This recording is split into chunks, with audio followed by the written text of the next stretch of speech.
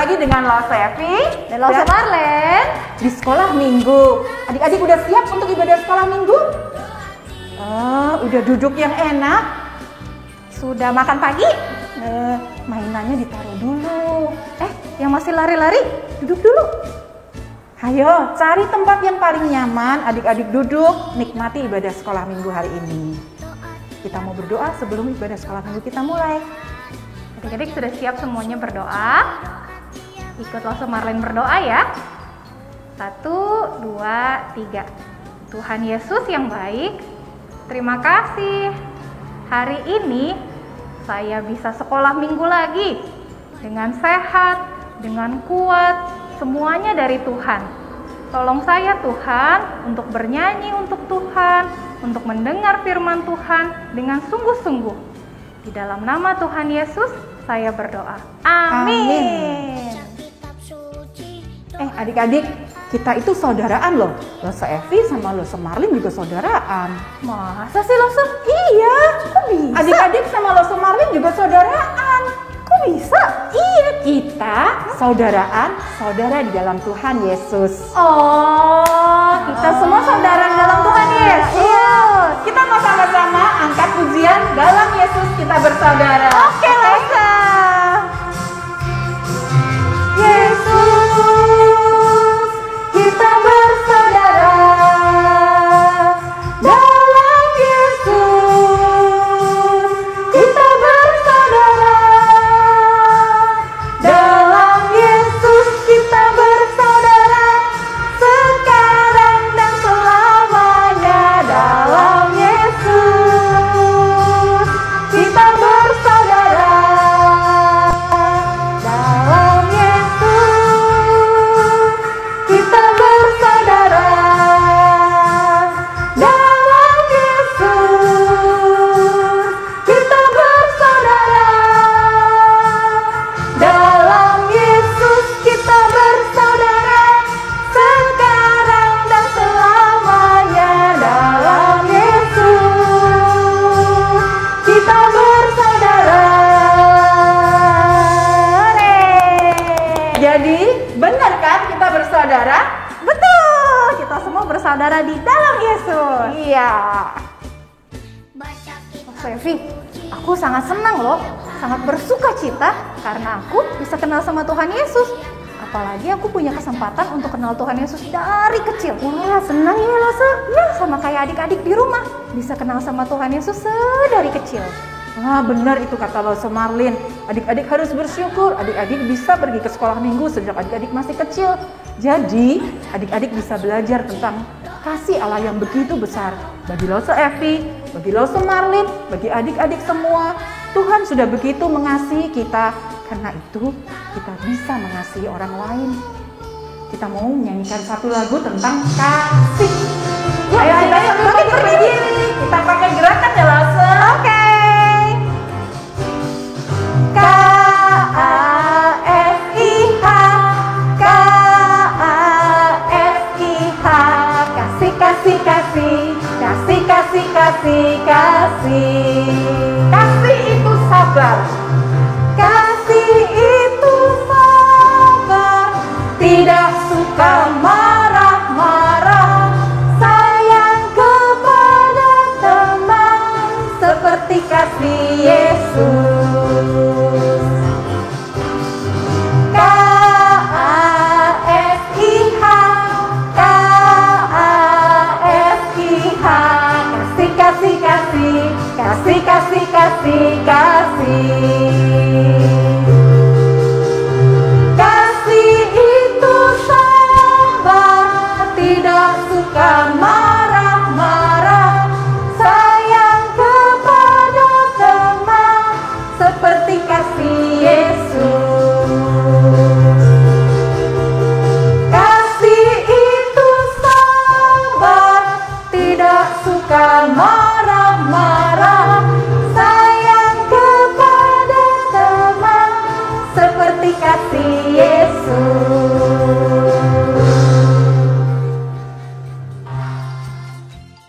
Adik-adik, sebagai anak-anak Tuhan yang dikasihi Tuhan, kita itu memiliki kasih Tuhan di dalam hati kita, di dalam tingkah laku kita, di dalam wajah kita. Bahkan meskipun adik-adik masih kecil, orang-orang itu bisa melihat adik-adik itu adalah anak-anak yang Tuhan kasihi. Iya nggak Loso Marlin? Betul sekali. Bahkan ya ada lagu yang mengatakan bahwa wajah kita, wajah anak-anak Tuhan itu dipenuhi dengan kemuliaan Raja. Adik-adik tahu nggak lagunya? Kita coba nyanyikan lagu ini yuk. Tapi kita akan sambil memberikan persembahan ya. Gimana caranya Loso Marlin? Gampang. Ada 2 cara yang adik-adik bisa lakukan. Yang pertama, adik-adik bisa kumpulkan di rumah, masukkan ke dalam wadah khusus yang sudah adik-adik siapkan. Nanti kalau sudah ke gereja lagi, Lose, kita bawa, terus kita bawa untuk Tuhan. Yang kedua, adik-adik bisa transfer atau scan QR code, lalu tambahkan angka 6 di belakangnya. Oke? Sekarang kita sambil nyanyikan pujian, Ku kasih kau dengan kasih Tuhan.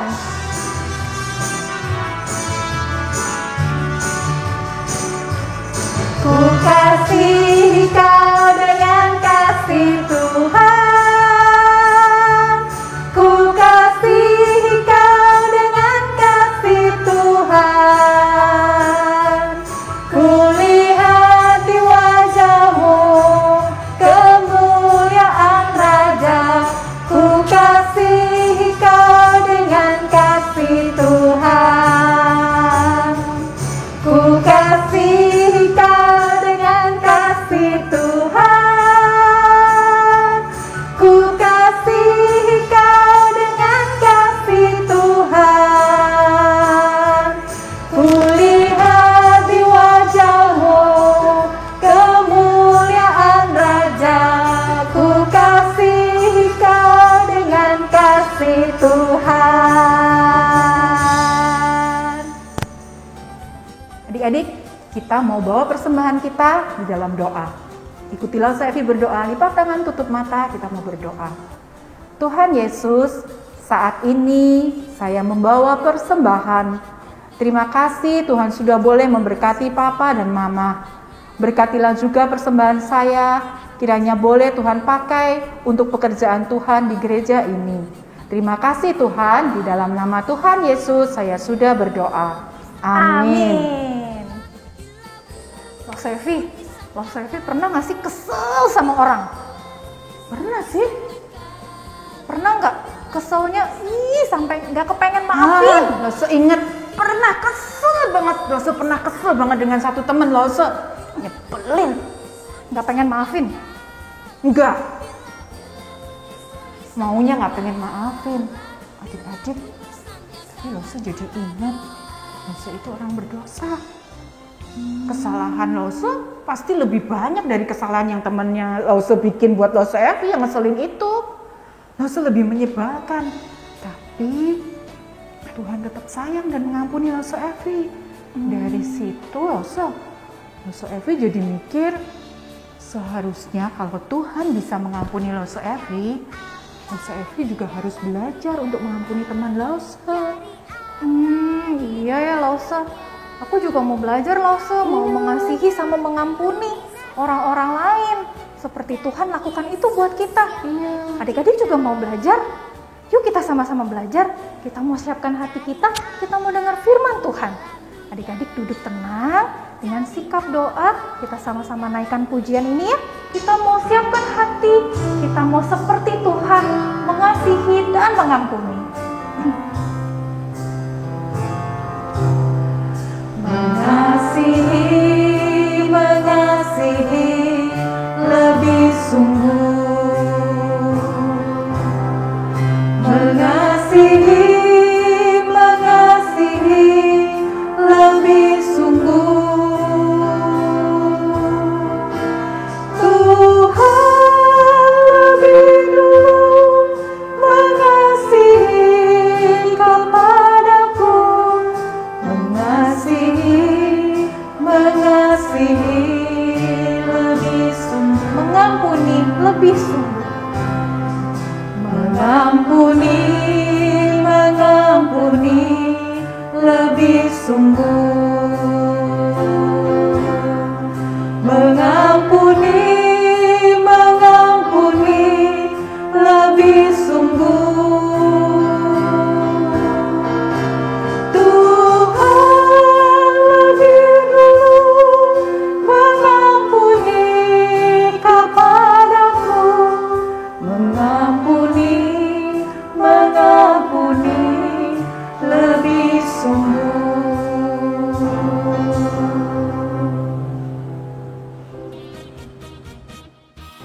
Hai adik-adik, ketemu lagi sama Lause.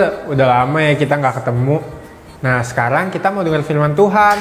Tapi sebelum kita dengar, kita mau berdoa dulu ya. Yuk kita sama-sama tunduk kepala, kita tutup mata, kita berdoa.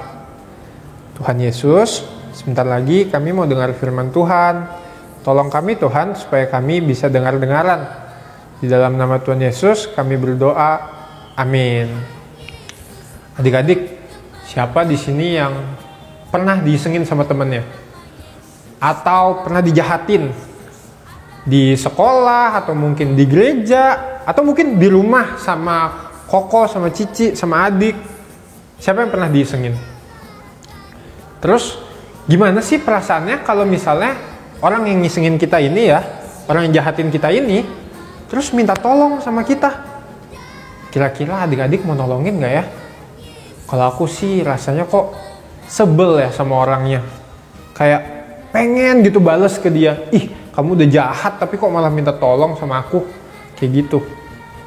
Nah, tapi kita coba lihat ya. Sebenarnya Alkitab ini ajarin kita kayak gimana sih kalau misalnya ada orang yang jahatin kita. Kita mau inget-inget lagi sama cerita Yusuf. Adik-adik masih inget kan cerita Yusuf? Dia dijahatin sama kakak-kakaknya. Dia dijual ke Mesir, dia harus jadi budak, dia masuk penjara, tapi akhirnya dia bisa diangkat jadi orang yang berkuasa di Mesir. Dia bahkan jadi orang yang jadi tangan kanannya Firaun. Dia jadi orang kedua paling berkuasa di Mesir. Nah sekarang kita mau lihat kelanjutannya. Setelah Yusuf diangkat, ternyata benar-benar terjadi kelaparan adik-adik. Baik di Mesir maupun di Kanaan dan di tempat lain. Kanaan ini tempat ayahnya Yusuf, Yakub, dan kakak-kakaknya tinggal. Nah, karena di sana kelaparan, akhirnya Yakub suruh ke anak-anaknya, anak-anak, di Mesir itu ada banyak makanan. Coba deh kalian pergi ke sana, cari makanan, beli makan ke sana.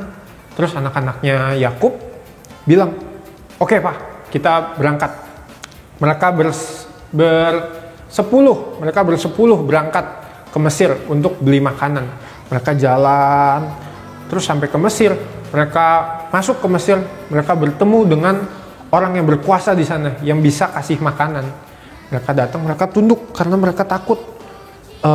"Pak, kami datang untuk beli makanan karena di tempat kami terjadi kelaparan." Terus orang yang berkuasa itu lihat mereka dan ternyata kenal sama mereka. Siapa orang yang berkuasanya? Yusuf, adik-adik. Yusuf ini kenal sama kakak-kakaknya, tapi kakak-kakaknya nggak kenal sama Yusuf. Yusuf mau melihat apakah kakaknya semua itu sudah bertobat menjadi baik atau sebenarnya masih jahat. Makanya Yusuf bilang ke kakaknya itu, "Wah, kalian ini sebenarnya orang jahat ya yang kesini mau berbuat jahat." Tapi kakaknya bilang, "Wah, tidak Tuan, kami ini orang baik-baik, kami 12 bersaudara, tapi yang satu sudah meninggal. Kami kesini karena ada kelaparan, kami butuh makan." Yusuf lihat, "Loh, katanya 12, tapi kok cuma 10 kalian? Berarti yang satu lagi mana?" Mereka bilang, "Yang satu tidak diizinkan pergi oleh ayah kami, karena ayah kami takut yang paling bungsu itu nanti kenapa-kenapa di jalan." Akhirnya Yusuf bilang, "Wah, pasti yang bungsu ini Benjamin, adikku. Aku mau ketemu dia." Jadi Yusuf bilang, "Gini aja. Nanti kalian begitu balik lagi ke sini, kalian harus bawa adik kalian yang paling kecil ini, supaya bisa terbukti kalian ini tidak berbohong." Akhirnya karena mereka sangat perlu makanan itu, mereka bilang, "Ya udah Tuan, nanti kami akan usahakan." Mereka pulang setelah itu. Waktu makanan mereka sudah habis, mereka harus kembali lagi ke Mesir ya, untuk beli makanan lagi. Mereka mau kembali, tapi mereka ingat, tuan yang di Mesir itu minta supaya mereka bawa adiknya yang paling kecil. Mereka bilang ke Yakub, "Ayah, kami harus membawa Benyamin ke Mesir karena tuan di sana meminta kami membawa Benyamin untuk membuktikan perkataan kami." Wah, Yakub juga keberatan awalnya, tapi karena memang kelaparan, di sana tidak ada makanan, akhirnya Yakub mengizinkan. Pergilah mereka ke Mesir untuk beli makanan lagi. Bersama adiknya yang kecil itu. Begitu sampai di Mesir, Yusuf senang sekali bisa melihat adiknya. Akhirnya karena Yusuf sangat senang, dia tidak tahan lagi. Dia akhirnya mengaku kepada saudara-saudaranya itu, kakakku dan adikku, inilah aku Yusuf, aku masih hidup, aku tidak mati. Selama ini aku memang menjadi budak di Mesir, tapi sekarang Tuhan mengangkat aku sekarang jadi orang yang berkuasa di Mesir. Adik-adik, harusnya kita kan senang ya kalau saudara kita jadi orang hebat ya. Tapi waktu itu kakak-kakaknya takut sekali, karena kakak-kakaknya takut Yusuf akan membalaskan kejahatan mereka. Wah, waktu itu kakak-kakaknya langsung tertunduk, kakak-kakaknya takut. Mereka minta maaf sama Yusuf, tapi Yusuf bilang, sudah kakak-kakak, tidak apa-apa, sekarang ayo kita makan. Yusuf menjamu mereka makan. Yusuf juga menanyakan, bagaimana kabar ayah, apakah ayah masih hidup, apakah dia mau tahu apakah Yakub masih hidup dan sehat. Ternyata Yakub masih sehat, adik-adik. Jadi Yusuf bilang, ya sudah kalau gitu ayo kita semua pindah ke Mesir, aku sekarang di sini berkuasa, hidupku berkecukupan, ayo kita semua pindah supaya kita sama-sama hidup sejahtera di sini. Akhirnya mereka pulang lagi untuk menjemput ayahnya. Mereka bilang, ayah, Yusuf masih hidup, Yusuf sekarang tinggal di Mesir jadi penguasa. Singkat cerita, mereka pindah ke Mesir. Yusuf memperkenalkan keluarganya ini kepada Firaun, dan Firaun menariknya memberikan tanah terbaik di Mesir untuk mereka, tanah Goshen. Jadi mereka bisa hidup bahagia di Mesir. Tapi nggak berhenti sampai di situ, adik-adik. Ternyata setelah beberapa tahun, karena Yakub sudah tua, akhirnya Yakub meninggal di Mesir. Kakak-kakaknya sekali lagi takut. Kenapa begitu? Mereka berpikir begini, jangan-jangan selama ini Yusuf tidak membalas kita karena dia tidak mau ayah sedih. Sekarang ayah sudah tidak ada.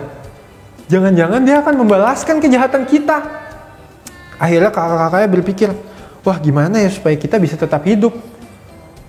Oh, tahu, kita coba bilang ke Yusuf aja.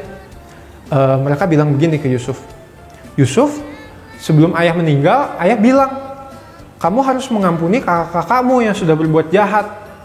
Mendengar itu, Yusuf menangis, adik-adik. Yusuf tuh terharu karena kakak-kakaknya ternyata sungguhan sudah tidak jahat lagi. Sekarang kakak-kakaknya bahkan menawarkan diri.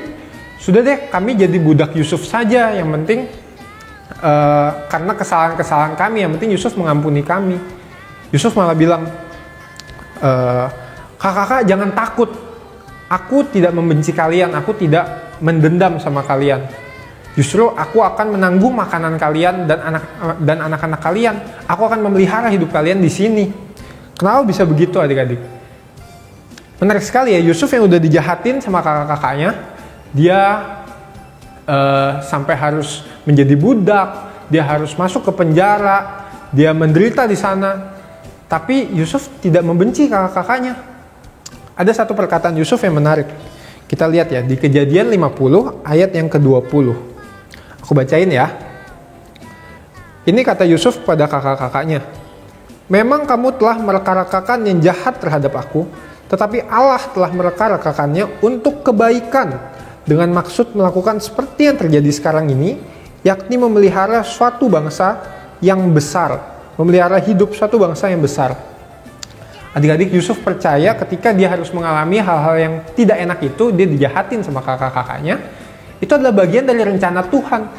Coba bayangin, kalau misalnya Yusuf tidak pernah dijual ke Mesir, Yusuf tidak pernah pergi ke Mesir, mungkin sekarang di Mesir sedang kelaparan juga, mungkin disuruh tempat kelaparan dan bisa jadi banyak yang mati di sana. Tapi karena Yusuf mengalami hal yang tidak enak itu, dia bisa pergi ke Mesir, dia bisa berkuasa di sana dan mengatur Mesir. Semuanya bisa diselamatkan. Orang Mesir bisa hidup dengan cukup makanan, orang-orang di luar juga bisa beli makanan ke Mesir. Jadi Yusuf melihat bahwa ketika kakak-kakaknya bisa berbuat jahat, itu karena Tuhan yang mengizinkan. Bukan supaya Yusuf menderita, tapi supaya Yusuf bisa diangkat kemudian, bisa mendapat hal yang baik. Begitu adik-adik. Coba sekarang kita ingat-ingat lagi ya tentang teman-teman kita yang waktu suka ngisengin kita itu, yang jahatin sama kita itu. Dulu aku punya teman di gereja yang suka ngisengin aku. Kayak tiap kali datang ke gereja, dia selalu ngisengin, entah dipukul, entah aku dicubit, dan sebel banget rasanya sama dia. Tapi adik-adik, ketika aku ngomong gitu ya sama guru sekolah minggu atau ngomong sama temanku yang lain, pasti guru sekolah minggu itu bilang, udah nggak usah dibalas, nanti Tuhan yang balas. Ingat ya, aku selalu diajarin nanti Tuhan yang balas. Oh ya udah, aku tungguin, aku percaya sama omongan itu. Aku berdoa, Tuhan tolong dong, aku nih selalu disakiti sama temanku ini, aku nggak suka, aku tungguin Tuhan balas. Dan ternyata Tuhan beneran balas adik-adik, bukan ke temanku itu, tapi justru Tuhan balas ke aku. Loh, maksudnya gimana ya? Jadi gini, bukan temanku kemudian jadi disakiti, temanku mengalami celaka, tapi dari situ Tuhan ajarin aku bisa jadi orang yang lebih pengertian, aku jadi orang yang bisa lebih dewasa, aku jadi orang yang lebih sabar. Ternyata aku mendapat banyak hal baik, dan itu semua Tuhan kasih melalui temanku ini karena pengalaman yang gak enak ini. Bukannya sering ya kita mikir tuh, oh kalau misal Tuhan yang bales, pasti Tuhan bales orang yang jahat ini supaya nanti dia kenapa-kenapa. Ternyata gak begitu. Justru kita bisa mengalami itu karena Tuhan punya sesuatu yang baik buat kita adik-adik. Nah, sekarang aku mau tanya, mau nggak kita sama-sama bisa belajar untuk mengampuni orang yang jahat sama kita? Kita harus ingat, sama seperti Yusuf ingat. Yusuf ingat kalau sebenarnya apa yang dialami itu bagian dari rencana Tuhan. Begitu juga sama kehidupan kita. Kalau kita mengalami ada yang dijahatin, ada yang isengin sama kita, itu sebenarnya bukan Tuhan nggak tahu, tapi Tuhan mau memberi sesuatu yang baik buat kita. Mau nggak kita belajar untuk bisa mengampuni karena kita ingat Tuhan yang selalu memberikan yang terbaik buat kita. Adik-adik, hari ini kita belajar bahwa Tuhan selalu berkuasa dan mengatur hidup kita. Sama seperti Tuhan yang mengatur dan berkuasa atas hidup Yusuf. Jadi kalau kita sekarang mengalami hal yang gak enak, percayalah sebenarnya Tuhan merencanakan yang lebih baik buat kita.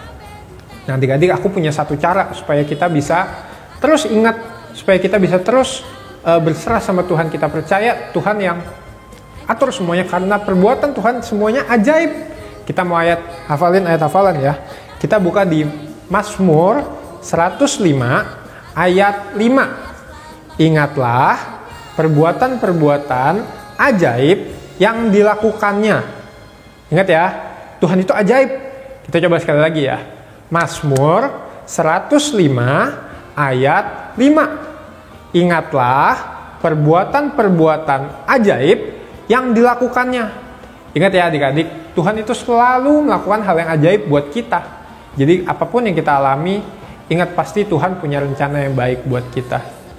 Yuk kita sama-sama tunduk kepala, kita berdoa. Tuhan Yesus, terima kasih atas firman-Mu Tuhan. Hari ini kami belajar untuk bisa percaya sama Tuhan. Jikalau kami mengalami hal-hal yang gak enak, itu merupakan bagian dari rencana Tuhan yang lebih baik buat kami. Ajar kami juga untuk bisa memaafkan teman-teman kami yang jahat sama kami Tuhan.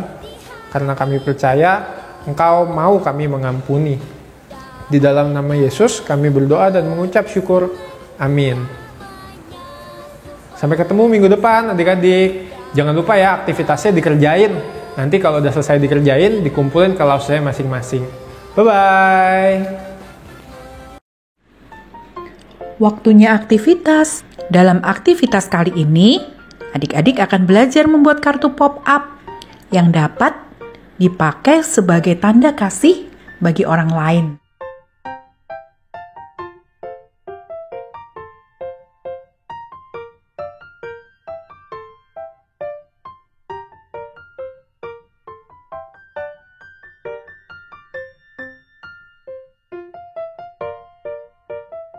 Yuk, ikuti video tutorial yang Lose berikan berikut ini. Bahan yang kita butuhkan adalah kertas yang agak tebal dengan dua warna yang berbeda.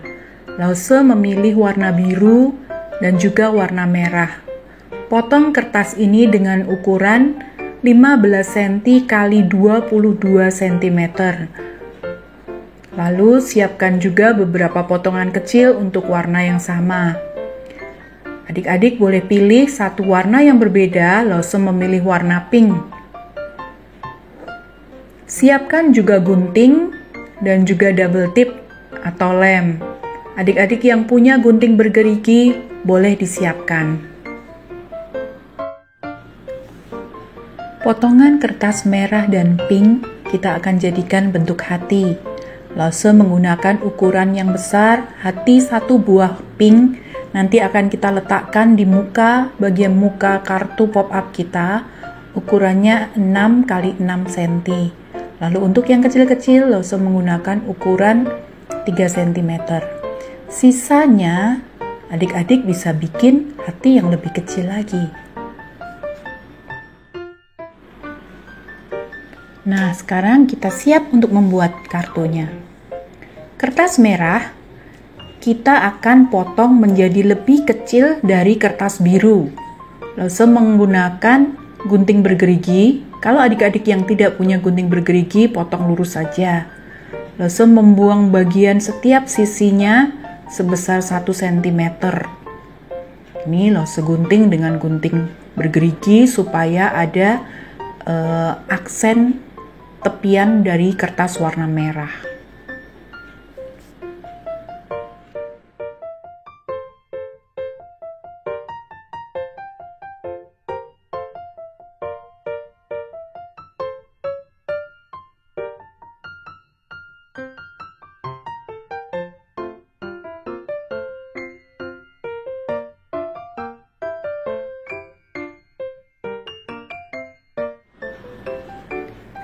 Nah, kertas merahnya lebih kecil daripada yang biru.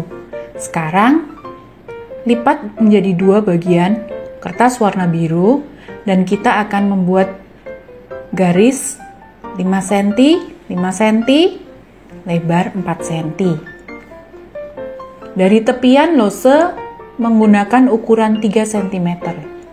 Kita akan gunting ke arah dalam 2 garis yang kita buat, hanya yang ke arah dalam ya.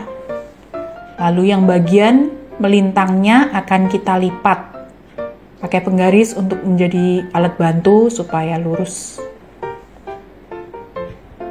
Setelah kita lipat,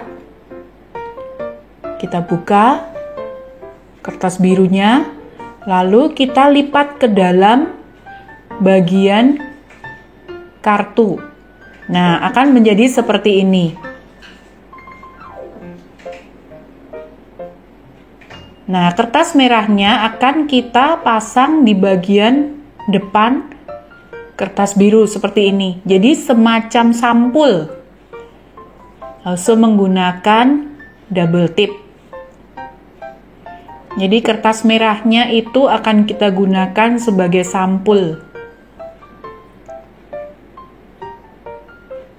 Kita pasang double tip di 2 sisi bagian kertas merah. Cara yang paling mudah, adik-adik ikuti gambar ini. Kita lipat, kita pasang, baru kita lepas double tipnya. Jadi posisinya tidak akan bergeser.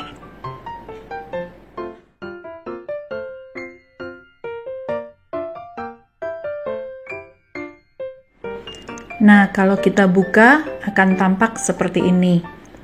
Lalu kita ambil potongan kertas biru kecil, kita pakai panjangnya 5 cm, sama dengan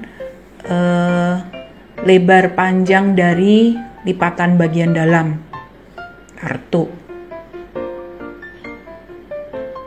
Kita lipat menjadi 2 bagian yang sama, lalu bagian ujungnya kita potong miring. Nah, kita berimajinasi, kita akan membuat kotak di dalam kartu. Nah, ini yang disebut pop-up. Jadi, seakan-akan ada dimensi di dalam kartu. Nah, Lose pasang double tip di 1 bagian saja. Lose lepas. Lalu Lose akan tempel di bagian dalam semacam ini. Nah, seolah-olah itu adalah tutup dari kardus. Sudah? Adik-adik sudah berimajinasi yang sama dengan yang Lose ceritakan atau belum? Nah, sudah seperti kardus? Belum juga? Oh, ada yang sudah. Nah, kalau yang belum, Loso coba bantu. Pasangkan, ambil satu hati, kita coba pasang. Nah, berimajinasi lagi nih. Hati ini seolah-olah ada di dalam box atau kardus. Kardusnya ada di dalam kartu. Tempel hati warna yang lain lagi, seolah-olah hati ini kita tempel bersusun.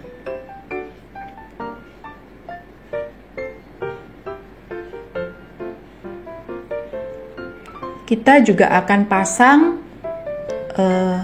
hati di sisi box yang satunya. Nah, seperti itu. Ambil warna yang berbeda supaya selang-seling ya.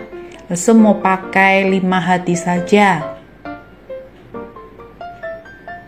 Adik-adik bisa mengikutinya?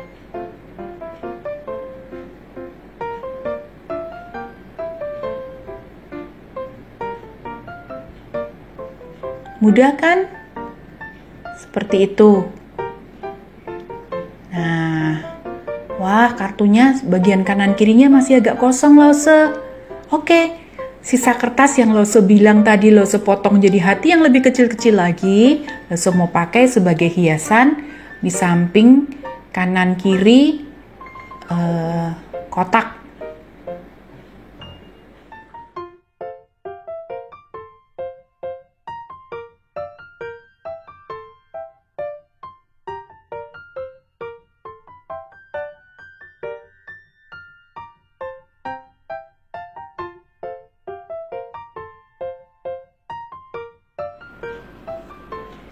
Nah, cukup biasanya seperti ini.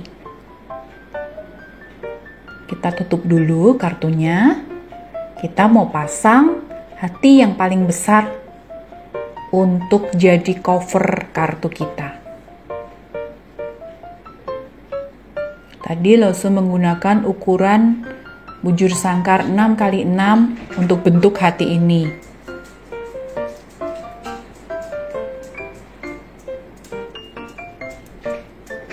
Nah, kartu kita sudah jadi. Seperti ini kalau dibuka. Tada! Nah, kotaknya sudah kelihatan. Di dalam kotak ada hatinya. Adik-adik boleh pakai sisi bagian kiri dan kanan yang kosong untuk adik-adik beri tulisan. Nah, mau dikasih ke siapa nih kartunya? Adik-adik tulis di sana dan berikan serta ucapkan bahwa adik-adik mengasihi. Nah, aktivitas kita hari ini selesai. Ibadah sekolah minggu kita juga selesai. Sampai ketemu minggu depan. Tuhan Yesus memberkati.